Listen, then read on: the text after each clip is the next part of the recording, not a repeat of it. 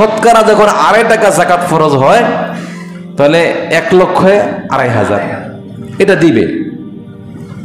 যখন 1 কোটি থাকে তখন 2.5 লাখ, যখন 100 কোটি থাকে তখন 2.5 কোটি, যখন 200 কোটি থাকে তখন 5 কোটি, যখন 300 কোটি থাকে তখন 7.5 কোটি, যখন 400 কোটি থাকে তখন 10 কোটি।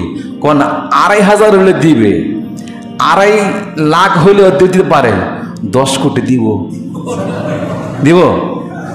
10 কোটি যখন হয়ে যাইব তখন বলবো এত টাকা দিয়ে আমি 2টা বাড়ি করতে পারি টাকা, আমি এই 10 কোটি টাকা কি পাগল হয়েছে নাকি, আমি 10 কোটি টাকা জাকাত দিয়ে দিব। এই জাকাতে শাড়ি লইয়া লুঙ্গি লইয়া আর না একটা সিস্টেম চালু করছে, জাকাতের শাড়ি লুঙ্গি, জাকাতের শাড়ি আলাদা দোকান আছে, ওটি মনে কোনো রকম মনে করেন এই 2-1 দিন পরা যাবো, এরপরে রং টঙ্গুরটা শেষ। জাকাতের শাড়ি, আপনি জাকাতের শাড়ি দেওয়া লুঙ্গি দেওয়া এর কোনো বিধান ইসলামের মধ্যে নাই। মানুষ দেখানোর জন্য অনেক ধরনের আপনার গেলার কথা বলেন না, আপনারা আবার মাইন্ড করেন না।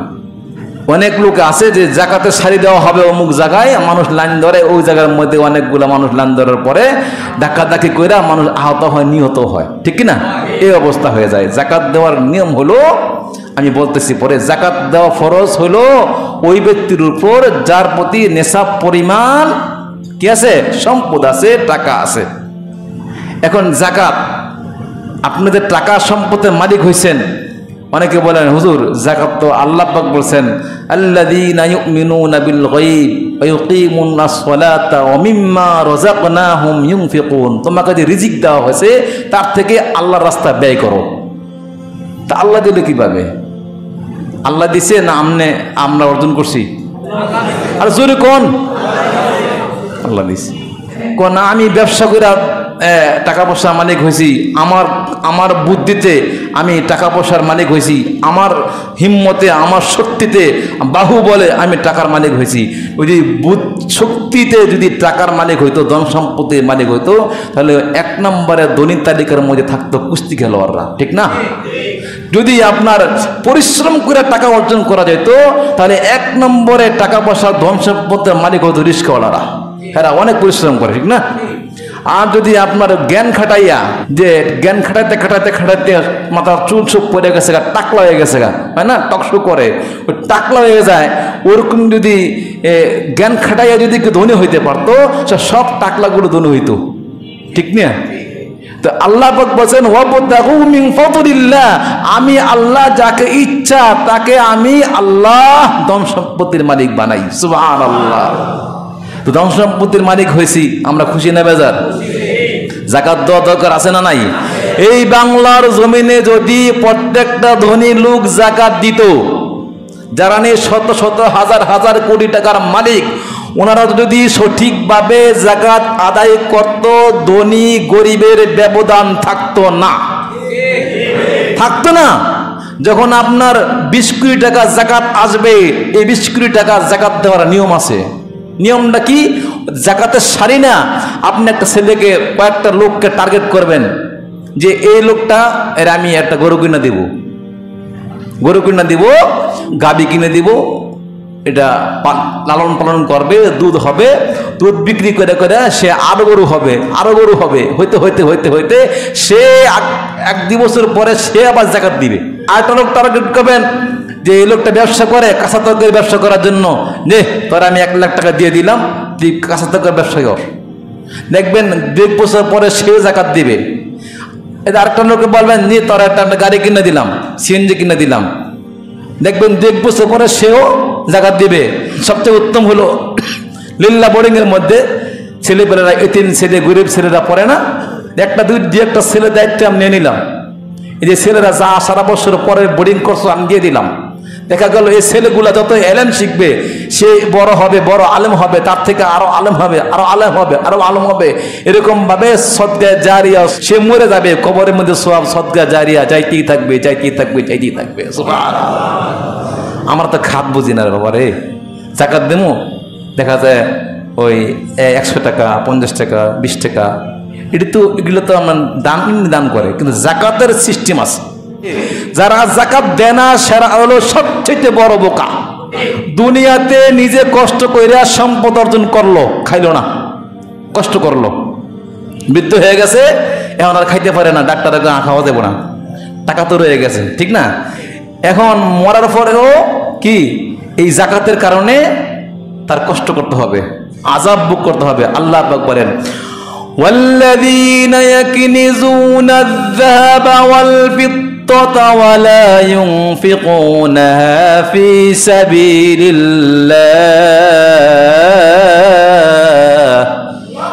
ফাবাশশিরহুম বিআযাবিন আলীম। যারা নেই ওয়াল্লাযীনা ইয়াকনিজুনা আয-যাহাবা ওয়াল ফিদ্দা, যারা নেই ধন সম্পদ স্বর্ণ রূপা টাকা পয়সা সঞ্চয় করে রাখে, ওয়ালা ইউনফিকুনা ফী সাবিলিল্লাহ, আল্লাহর রাস্তায় খরচ করে না, ফাবাশশিরহুম বিআযাবিন আলীম। হে আমার বন্ধু, আপনি বলে দেন মরার পরে টের পাবা যে কত রকমের মজার শাস্তি আছে। শাস্তির মধ্যে কি মজা আছে? আছে? নাই। এটা আল্লাহ খুব হইয়া রাগান্বিত হয়ে বলছেন। যেমন বাচ্চা যদি সারাদিন যদি অন্যায় করে, মা বলে তুই এত অন্যায় করতেছ, দ্বারা তোর বাবা বিকালে আসুক, তোর বাবার কাছে বিচার দিলে তখন মজাটা টের পাবি অনেক, বলে না? ঠিক আল্লাহ পাকও এই তাগিদ দিয়ে বুঝাইছেন যে তোমাদের যাকাত দাও না, তোমাদের জন্য কঠিন আযাবের অপেক্ষা করো, তখন মজাটা টের পাইবা। তখন বলবে আপনার সম্পদ, আপনার স্বর্ণ, আপনার রূপা, আপনার এফডিআর, আপনার সেভিং অ্যাকাউন্ট, আপনার টাকা পয়সা, এগুলো আপনার জন্য সাপ হবে, সাপ হইয়া শরীরকে পেঁচাইয়া আপনার মুখের মধ্যে শরীরের মধ্যে দংশন করবে, বলবে আনা কানজুক আনা মালুক, আমি তোর ধন, আমি তোর সম্পদ, আমি তোর এফডিআর, আমি তোর টাকা, এগুলা বলিয়া বলিয়া ওই সাপ ধ্বংসন করবে।